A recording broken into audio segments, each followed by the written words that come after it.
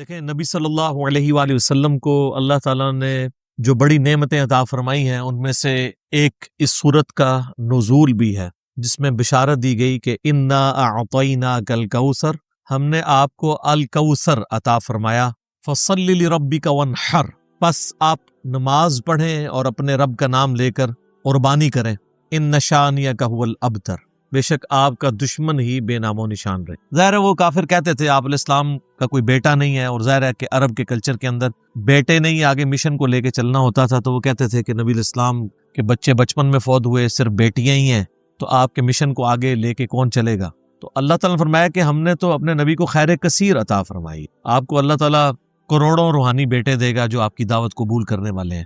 اس context میں صحیح بخاری میں ایک حدیث ہے کہ حضرت ابن عباس رضی اللہ تعالیٰ عنہما کہتے ہیں، امام بخاری اسی آیت کے کانٹیکسٹ میں سے لے کے آئے ہیں کہ یہ الکوثر سے مراد خیر کثیر ہے، یعنی ہر خیر آپ علیہ السلام کو کثرت کی تعداد میں دیا گیا، فضائل کثرت سے ہیں، آپ صلی اللہ علیہ وآلہ وسلم کی اولاد کثرت سے ہے، آپ صلی اللہ علیہ وآلہ وسلم کے فالورز کثرت سے ہیں، دنیا میں بھی اور جنت میں جانے والے بھی۔ بخاری مسلم دونوں میں حدیث ہے کہ جنتیوں کا نصف میری امت سے ہوگا، اور ابن ماجہ میں حدیث ہے کہ جنتیوں کی 120 میں سے 80 صفحے میری امت سے ہوں گی، تو یہ خیر کثیر ہے آپ کو عطا فرمایا۔ تو بخاری کی اس حدیث میں آتا ہے کہ عبداللہ بن عباس کا جب یہ قول بیان کرتے ہیں حضرت سعید ابن جبیر، تو ان کو بعض تبع تابعین کہتے ہیں کہ جب ہم لوگوں سے یہ بیان کرتے ہیں نا کہ اس سے مراد خیر کثیر ہے، تو لوگ کہتے ہیں کہ نہیں، الکوثر سے مراد جنت کی ایک نہر ہے الکوثر۔ تو سعید ابن جبیر کہتے ہیں کہ جنت کی وہ نہر بھی تو خیر کثیر میں داخل ہے، حضور کو جو جنت کی نعمتیں ملیں گی وہ بھی کثرت کے ساتھ ملیں گی۔ تو یہ اس کی جو تفسیر ہے نا خیر کثیر والی، یہ سب سے آپٹیمل ہے، اس میں جو ہے وہ حوض کوثر بھی شامل ہے۔ جو صحیح مسلم میں حدیث ہے کہ نبی صلی اللہ علیہ وآلہ وسلم صحابہ میں بیٹھے تھے تو آپ کو اچانک ایک اونگ آئی، تھوڑی دیر بعد جب آپ کی آنکھ کھلی تو آپ مسکرا رہے تھے، اور پھر آپ نے کہا کہ ابھی اللہ تعالیٰ نے مجھ پہ یہ آیات نازل کی ہیں، بسم اللہ الرحمن الرحیم، یعنی آپ علیہ السلام نے بسم اللہ سے سٹارٹ کیا، انا اعطیناک الکوثر فصلی لربک وانحر ان شانئک هو الابتر، اور پھر آپ نے فرمایا کہ جانتے ہو یہ الکوثر کیا ہے؟ تو صحابہ نے کہا اللہ اس کا رسول بہتر جانتے ہیں۔ تو آپ صلی اللہ علیہ وآلہ وسلم نے فرمایا یہ جنت میں ایک نہر ہے جو مجھے اللہ تعالیٰ نے عطا فرمائی ہے، اور اس کے کنارے کی جو مٹی ہے وہ کستوری سے زیادہ خوشبودار ہے، اور اس کے برتن آسمان کے ستاروں کے برابر ہے۔ اور صحیح بخاری میں آتا ہے کہ شب معراج جب نبی علیہ السلام جنت میں سیر کر رہے تھے تو وہاں آپ کو ایک نہر دکھائی گئی، اور جبرائیل علیہ السلام نے کہا کہ یہ وہ الکوثر ہے جو آپ کو اللہ تعالیٰ نے عطا کی ہے، اور آپ صلی اللہ علیہ وآلہ وسلم کے الفاظ ہیں بخاری مسلم دونوں میں کہ اس کا جو مشروب ہے وہ دودھ سے زیادہ سفید، شہد سے زیادہ میٹھا، اور اس کی خوشبو کستوری کی خوشبو سے زیادہ ہے، اور جو کوئی ایک دفعہ میرے حوض کوثر سے وہ مشروب پی لے گا اسے کبھی بھی پیاس نہیں لگے۔ جنت میں جو انسان کھائے پیے گا نا وہ بھوک کی وجہ سے نہیں، ذہن میں رکھیے گا، بھوک ایک عیب ہے، پیشاب ایک عیب ہے، نیند ایک عیب ہے، اسی لیے یہ تینوں چیزیں جنت میں نہیں ہیں۔ جنت میں انسان کھائیں گے لذت لینے کے لیے، پیشاب نہیں ہوگا، بخاری مسلم میں الفاظ ہیں خوشبودار ڈکار آئے گی، سارا کھانا ہضم۔ تو جنت چونکہ نعمتوں کا نام ہے، کوئی کمزوری نہیں، وہاں پہ نیند بھی نہیں ہے۔ یہاں پہ تو ہم نیند کیوں یوز کرتے ہیں؟ تاکہ ہم نیکسٹ 24 گھنٹے میں پرفارم کر سکیں، یہ بلکہ بیٹری چارج ہوتی ہے۔ وہ میری خالہ جو ہے نا وہ بڑے پیارے الفاظ استعمال کرتی ہیں، ان کی بیٹیاں جب چھوٹی تھی نا تو سوئی ہوتی تھی نا تو کون سے پوچھتا تھا بیٹیاں کتنے، کہتے ہیں چارجنگ تے لائیاں نے، کیونکہ بچے جب اٹھتے ہیں نا پھر تو آپ ان کو سنبھال بیٹھے، جب تک یہ سونا نہ جائیں سکون نہیں آتا، تو وہ جو سوتے ہیں نا وہ چارجنگ پہ لگے ہوئے ہوتے ہیں، پھر جیسے صبح انہوں نے اٹھنا ہے نا ایٹھلی اوپرلی کر دینی ہے۔ تو قیامت میں جنت والے دن آپ کو جنت میں چارجنگ کی ضرورت نہیں ہے، بلکہ نیند وہاں پہ ضرورت ہی نہیں، اللہ تعالیٰ نے ویسے ہی انسان کو اتنی انرجی دی ہوئی ہوگی۔ تو لہٰذا آپ علیہ السلام کا جو فرمان ہے نا کہ جو ایک بار پیے گا وہ کبھی پیاسا نہیں ہوگا، تو کسی کے ذہن میں خیال آ سکتا ہے کہ پیاسا نہیں ہوگا تو پھر پانی کی لذت کیا؟ وہ اللہ تعالیٰ نے جنت کی نعمتوں میں لذت ہی اتنی رکھی ہے کہ انسان لذت کی وجہ سے اس کو استعمال کرے۔ اور پھر انہی احادیث میں بخاری و مسلم کے موجود ہے کہ میرے حوض کوثر پہ پھر ایسے لوگ بھی لائے جائیں گے جن میں پہچانتا ہوں گا، اور جب میں انہیں مشروب پلانے لگوں گا تو میرے ان کے درمیان ایک آڑ قائم کر دی جائے گی، تو میں کہوں گا یہ تو میرے صحابہ ہیں، اصحابی اصحابی۔ امتی والی روایتیں بھی ہیں بخاری مسلم میں، اصحابی والی بھی۔ تو مجھے بتایا جائے گا کہ یا رسول اللہ آپ کو نہیں پتا آپ کے بعد انہوں نے دین میں بدعتیں جاری کر دی تھی اور الٹے قدم پھر گئے تھے. تو آپ صلی اللہ علیہ وآلہ وسلم فرماتے ہیں کہ پھر میں کہوں گا سحقا سحقا لمن غیر بعدی، ان پہ پھٹکار ہو، ان کو مجھ سے دور کر دو جنہوں نے میرے بعد میرے دین کو بدل دی. یہ حدیث بخاری اور مسلم دونوں میں ہے، اور حوض کوثر والے چیپٹر میں امام مسلم اسے لے کے آئے ہیں، بخاری میں بھی موجود ہے. اس حدیث پہ کامنٹس ہیں عبداللہ ابن ابی ملیکہ تابعی کے. وہ جب بھی حدیث بیان کیا کرتے تھے تو وہ کہا کرتے تھے اے اللہ ہم تجھ سے یہ دعا کرتے ہیں کہ تیرے نبی کی وفات کے بعد ان کے دل سے الٹے قدم نہ پھرے، آمین ثم آمین. تو اللہ تعالیٰ ہمیں حوض کوثر پہ آپ صلی اللہ علیہ وآلہ وسلم کے مبارک ہاتھوں سے مشروب نصیب فرمائے. یہ دعا انسان کو اپنے لیے کرنی چاہیے. ظاہر ہے کہ وہ اہل جنت ہوں گے، اور بخاری مسلم میں کہ اس کے جو برتن ہیں نا، وہ برتن ہی آسمان کے ستاروں کے برابر اس کی تعداد ہے. پورا ایک نقشہ کھینچا گیا. آپ مشکات کی 30 جلد میں حوض کوثر اور شفاعت والا چیپٹر نکالیں تو آپ کو وہ ساری احادیث مل جائیں گی.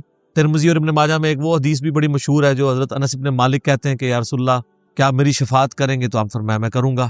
تو یا رسول اللہ قیامت والے دن میں آپ کو کہاں تلاش کروں؟ تو آپ علیہ السلام فرمایا میزان عمل پہ آ جانا جہاں میرے امتیوں کے نام مال تل رہے ہوں گے.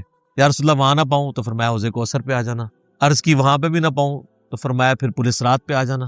کہا وہاں پہ بھی نہ پاؤں؟ تو آپ فرمایا میں ان 3 جگہوں کے سوا کہیں اور نہیں ہوں گا. یا میں حوض کوثر پہ ہوں گا اپنے پیاسے امتیوں کو مشروب پلا رہا ہوں گا، یا پھر میزان عمل پہ ہوں گا شفاعت کے لیے، یا پھر میں پولیس رات پہ ہوں گا اپنے امتیوں کے لیے سلامتی کی دعا کرنے. تو یہ 3 جگہیں ہیں جہاں پہ آپ صلی اللہ علیہ وآلہ وسلم کو قیامت والے دن تلاش کیا جا سکتا انشاءاللہ تعالی. تو یہ حوض کوثر میں وہ خیر کثیر جو ہر طرح کی آپ کو عطا کی گئی وہ بھی شامل ہے، اور اسپیسیفکلی حوض کوثر جو ہے وہ بھی. حتیٰ کہ جو بخاری اور مسلم میں حدیث ہے، آپ نے اپنی وفات سے 1 مہینے پہلے خطبہ دیا تھا غزوہ احد کے شہداء پر، جو آپ نے نماز جنازہ دوبارہ پڑھی تھی 8 سال بعد. اس میں الفاظ ہیں، آپ نے فرمایا کہ میرا ممبر جو ہے وہ حوض کوثر پہ لگا ہوا ہے. یہ خیر یہ والے جو الفاظ ہیں یہ دوسری حدیث میں، کیونکہ وہاں پہ ممبر نہیں تھا. یہ الفاظ ہیں بخاری اور مسلم کی وہ حدیث کہ میرے گھر سے میرے ممبر سے میرے گھر تک جنت کے ٹکڑوں میں سے ایک ٹکڑا ہے ریاض الجنہ. اس میں الفاظ ہیں اور میرا ممبر جو ہے وہ حوض کوثر پہ لگا ہوا ہے. یعنی آپ علیہ السلام وہ دیکھ رہے تھے حوض کوثر کا منظر، ٹائم میں گزار کے آپ کو دکھایا گیا. وہ جو بخاری مسلم کی وہ والی حدیث ہے عقبہ بن عامر والی، جو شہدائے احد پہ آپ نے 8 سال بعد جنازہ پڑھا اپنی وفات سے 1 مہینہ پہلے، اور عقبہ ابن عامر کے الفاظ ہیں یہ آخری دفعہ میں نے رسول اللہ کو ممبر پہ دیکھا، اس کے بعد میں نے آپ کو نہیں دیکھا. تو اس میں الفاظ ہیں، آپ نے فرمایا کہ میں اپنے حوض کوثر کو اس وقت بھی دیکھ رہا ہوں، اور دیکھنا میرے بعد جو ہے وہ مجھے تم سے ہی خطرہ نہیں کہ تم شرک میں مبتلا ہو جاؤ گے، بلکہ مجھے خطرہ ہے کہ تم دنیا کے مال میں پڑ جاؤ گے اور پھر اس کی لالچ میں ایک دوسرے کو قتل کرو گے اور تم بھی تباہ و برباد ہو جاؤ گے جس طرح اگلی قومیں تباہ و برباد ہو. تو اس میں بھی حوض کوثر کے الفاظ موجود. اور پھر میرے کربلا والے ریسرچ پیپر میں بھی آپ کو پتہ ہے ایک حدیث ہے جو میں نے حوض کوثر کا ذکر اس حدیث کے اندر بھی موجود ہے. جب وہ سنن ابی داؤد کی ایک حدیث ہے نا، وہ عبید اللہ ابن زیاد کے پاس ایک وہ آتا ہے، ہاں یہ ابو داؤد کے اندر 4749 ہے. ابو طالوت تابعی کہتے ہیں کہ میں ابو برزہ کو میں نے دیکھا کہ وہ گورنر یزید عبید اللہ ابن زیاد کے پاس آئے جب کہ وہ دسترخوان پر تھا. تو اس نے ابو برزہ کو آتے ہوئے دیکھا اور کہا کہ یہ تمہارا ٹھگنا محمدی ہے. استغفر اللہ. ان کا قد چھوٹا تھا تو ان کا اے گینڈا محمدی، یعنی محمدی اس نے اس لیے کہا کہ وہ حضور کا صحابی تھا. تو یہ کتنی سخت توہین کی عبید اللہ ابن زیاد نے. یہ وہی خبیث ہے جس کے بارے میں بخاری میں 3748 نمبر حدیث ہے، جس میں امام بخاری نے حسین کے ساتھ علیہ السلام لکھا ہے کہ یہ حضرت حسین کے حسن میں کلام کرنے لگا. تو انس ابن مالک نے کہا کہ رسول اللہ کے سب سے زیادہ مشابہت رکھنے والے حسین تھے. یہ وہی عبید اللہ ابن زیاد ہے. تو یہ صحابہ کے گستاخ ہیں، آل امیہ ہیں، یہ بنو امیہ کے خدمتگار. تو اب آپ دیکھیں جب اس نے یہ بات کی نا تو حضرت ابو برزہ اس کی طنزیہ بات کو سمجھ گیا. آپ نے فرمایا مجھے گمان نہیں تھا کہ میں ایسے لوگوں کے دور حکومت تک زندہ رہوں گا جو مجھے رسول اللہ کی صحبت پر آر دلائیں گے، کہ میری زندگی میں یہ وقت بھی آنا ہے کہ رسول اللہ کی وجہ سے ہمیں پوری دنیا پہ غلبہ ملا، اور اس غلبے کی حکومت کو جو لوگ انجوائے کر رہے ہیں عرب کے بدو، یہ رسول اللہ سے میری نسبت پہ مجھے آر دلائیں گے کہ مجھے کہہ رہے ہیں کہ ٹھگنا محمدی، یعنی پنجابی سے کہنا گینڈا محمدی، نعوذ باللہ. تو اب اس نے فوراً پینترا بدلا. وہ کہنے لگا کہ محمد صلی اللہ علیہ وسلم کی صحابیت تمہارے لیے باعث زینت ہے، آر کا سبب نہیں. پھر کہنے لگا کہ میں نے تمہیں اس لیے بلوایا ہے کہ تم سے حوض کوثر کے بارے میں پوچھ، کیا تم نے رسول اللہ سے اس کے بارے میں کچھ سنا ہے؟ تو ابو برزہ نے فرمایا ہاں، نہ 1 بار، نہ 2 بار، نہ 3 بار، نہ 4 بار، نہ 5 بار، میں نے کئی مرتبہ رسول اللہ صلی اللہ علیہ وآلہ وسلم سے حوض کوثر کے بارے میں سنا، اور جو حوض کوثر کو نہ مانے اللہ تعالیٰ اسے اس کا پینا نصیب ہی نہ فرمائے. اور پھر سیدنا ابو طالوت کہتے ہیں کہ سیدنا ابو برزہ رضی اللہ تعالیٰ عنہ غصے کی حالت میں وہاں سے تشریف لے گئے. انہوں نے بدعا دی کہ جو حضور کے حوض کوثر کو نہیں مانتا اللہ تعالیٰ اس کو حوض کوثر نصیب ہی نہ کرے. تو حوض کوثر جو ہے ایک ریالٹی ہے، اور قیامت والے دن کی چند بڑی ایکٹیویٹیز جو انسان کے لیے تسکین کا باعث ہیں، ان میں سے ایک عرش کا سایہ، اسی طریقے سے یہ حوض کوثر اس گرمی کے اندر اللہ تعالیٰ کی نعمتوں میں سے بڑی نعمت ہے. ہم سب کو نصیب فرمائے.